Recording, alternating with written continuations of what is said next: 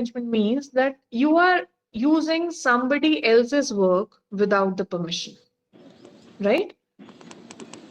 Then you can have plagiarism. That means you are trying to present somebody else's ideas as your own, right? You're not acknowledging, you are not citing anything, but you are just presenting somebody else's ideas as your own, right? That is again a publication misconduct.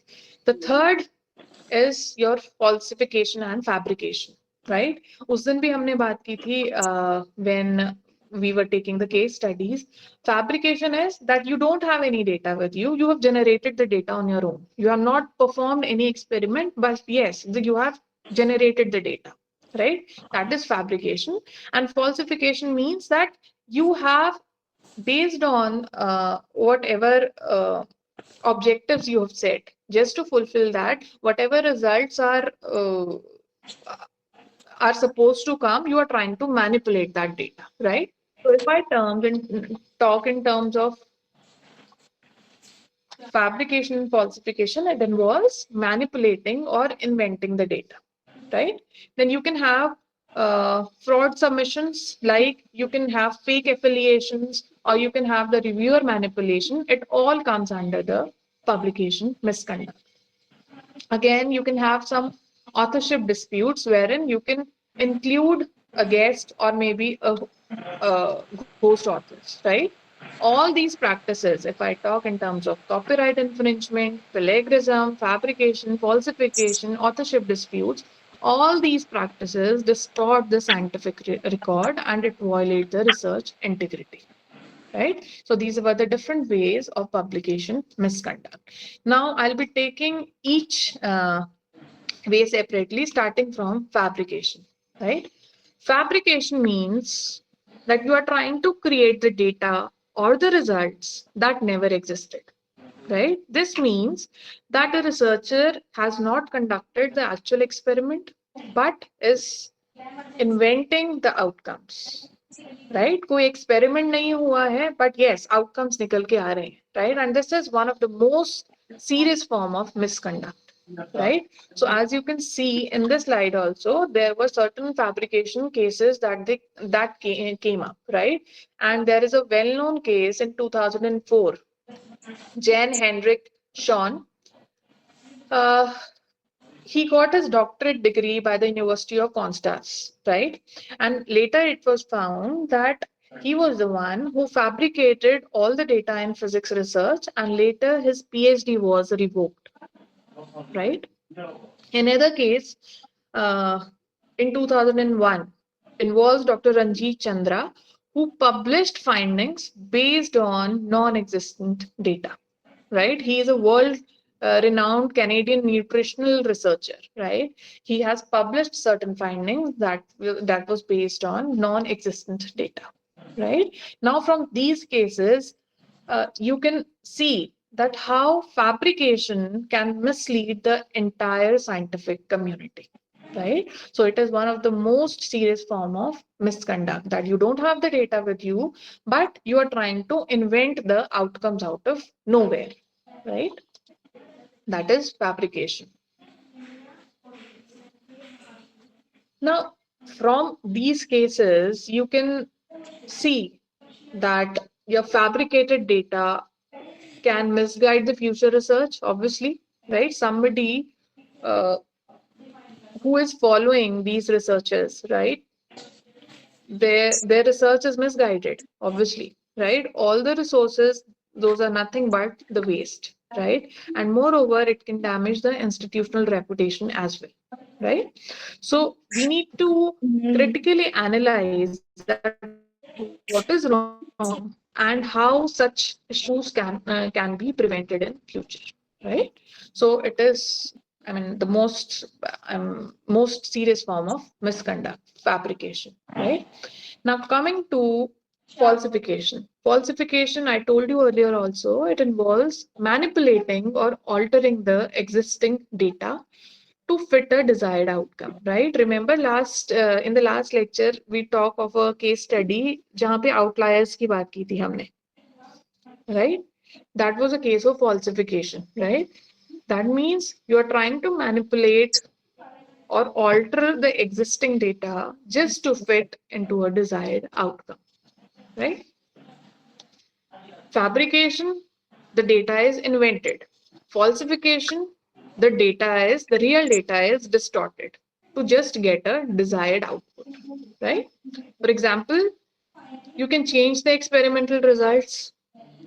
You can selectively omit the data. You can manipulate the images. You can manipulate the graphs, right? These are some of the examples of falsification, right? Now, again, this falsification is dangerous. Why? Because it creates a false confidence in incorrect findings and it leads the other researchers down the wrong paths, right? You are doing nothing. You are just generating a false data, right? So you are gaining a false confidence in the incorrect findings and it is leading the other researchers down the wrong paths, right? So this is falsification. Next is the plagiarism. Plagiarism, it is nothing but the use of somebody else's work without the proper acknowledgement.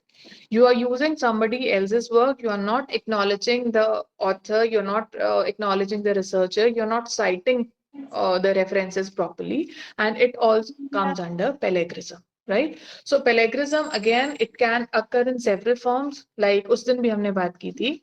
If you're paraphrasing something without the credit, it is plagiarism. If you are trying to combine the contents from multiple sources, again it is plagiarism, and this form of plagiarism is called as mosaic plagiarism, right?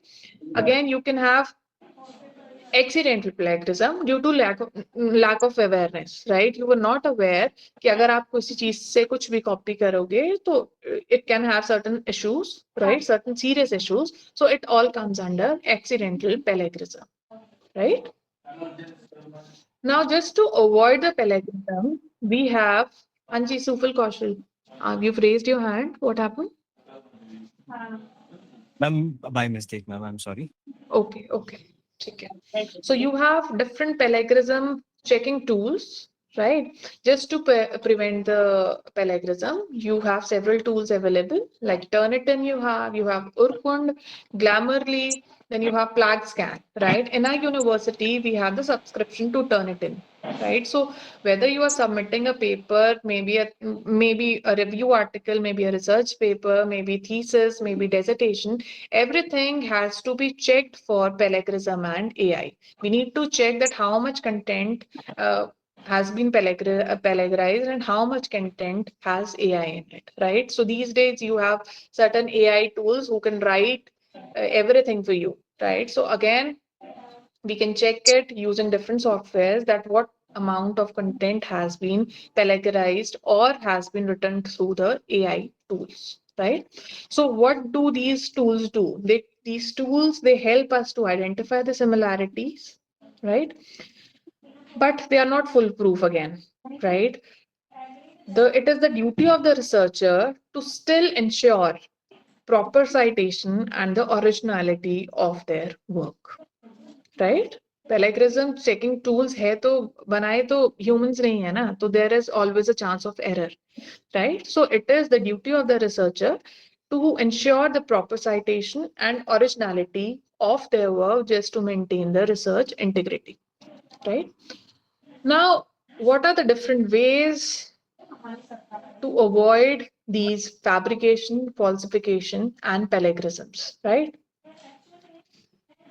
There are 4, 5 points that need to be taken care if you need to avoid these unethical practices. First is you need to always cite the source properly, right? आपने जहां से भी content उठाया, it is the responsibility of a researcher to cite all the sources properly.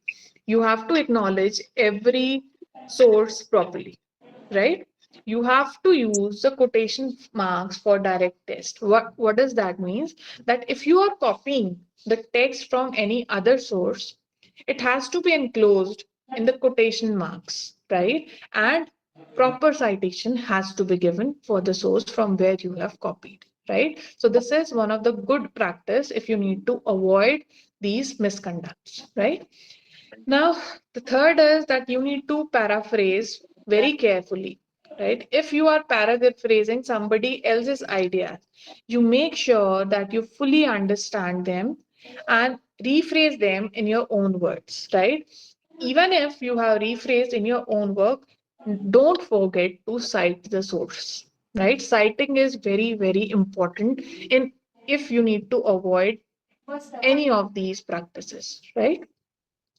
Now, you can use the plagiarism detection tools I told you earlier, but that should be used as a support, not a substitute, right? So if you are using any tool for maybe the paraphrasing or maybe to write anything, right? So that tools they should be used as a support, not a substitute. If you want to write, you just give the keywords, ye likh ke de do, right? So this is not a good practice, right? Every tool, every detection tool has to be used as a support. It has not to be used as a substitute, right?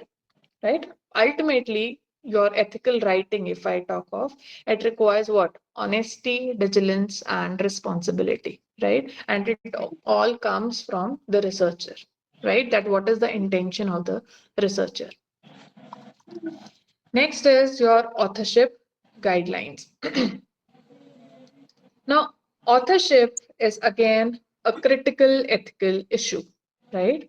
Now, to qualify as an author, an individual must make substantial contribution to the research, right? आपको याद होगा, I gave you certain notes wherein I talked of that what are the responsibilities of the editor, of the publisher, of the reviewers, and of a researcher, right? Somebody who is submitting, the author, right? So if you want to qualify as an author, you must make substantial contribution to the research. What does that mean? Be it the conception of the idea, be it the design of the work, maybe the analysis or the interpretation of of the data, right? So anybody who has done either who has contributed in either of these things, the conception, maybe the design, maybe the interpretation, maybe the analysis of the data, he has the right to be called as an author, right? Anybody who is participating in writing or revising the manuscript again has a right to be called as a author, right? And it is the duty of the author to approve the final version submitted for publication, right? While we are dealing with any journal, आपका जब आपने सारी details भर दी, last में आपका पूरा एक PDF version generate होता है for any document that you are trying to submit to a particular journal, right? So every author should ensure that they have approved that final version, right? Yeah, फिर it is the duty of the corresponding author to ensure based on, I mean, every author कि उन्होंने सारे authors से they have taken the permission for the approval, right? If not, if any author has any constraint, he or she can directly talk to the corresponding author and get it rectified, right? And finally, the all authors should be accountable for the entire work, right? Just to ensure the accuracy, the integrity, and should be ready to address any questions or issues that could be raised in future, right? So if you have the improper authorship, like you have the guest authorship or you have the host authorship, again, it is unethical and it can lead to several disputes, right? Then is what are the resources for authorship guidelines, right? You have several organizations that provide the standard guidelines for the authorship. One organization is International Committee of Medical Journal Editors, and second, you have the Council of Scientific Editors. These actually provides the resources and the guidance on publication ethics, including the authorships, right? Additionally, if I talk, each journal have its specific requirements, right? It is very important for any researcher to follow the guidelines just to ensure the transparency and fairness, right? Say I'm submitting my article in XYZ journal, right? So it is my responsibility as a researcher to look for the author guidelines just to see that what is asked by the journal, right? And frame all my paper in that format, right? It will ensure what? The transparency and the fairness, right?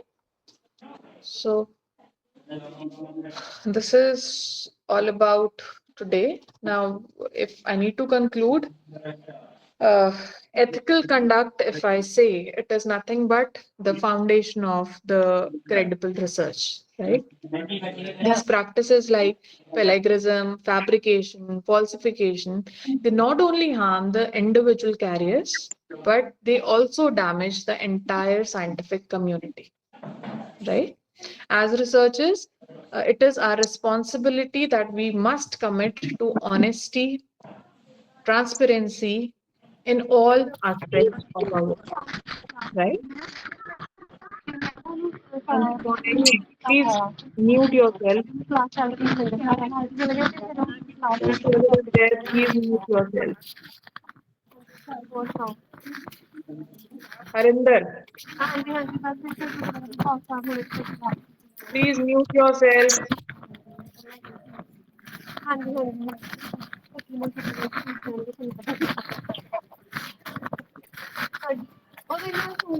Harinder, please mute yourself.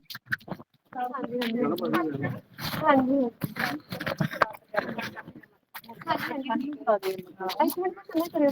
is Pramila there?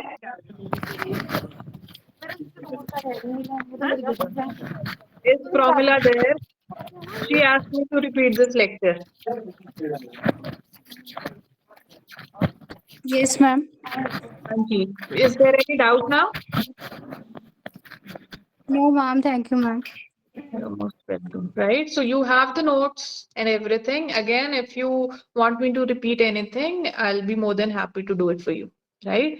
So next, Swati from December batch, she has asked me to repeat on impact factor of a journal or research matrices, I guess. Right. So next Saturday, I'll be taking that. And if the time permits, again, I'll be taking the presentations. 2, 3 people are left for the presentations, no? So if we can do it. Chalo, that's all from my side. If you have any queries, we can discuss it maybe in the next class. ठीक है? Thank you, ma'am. Okay, ji, thank you. Thank you so much. Okay. Okay, thank you, ma'am.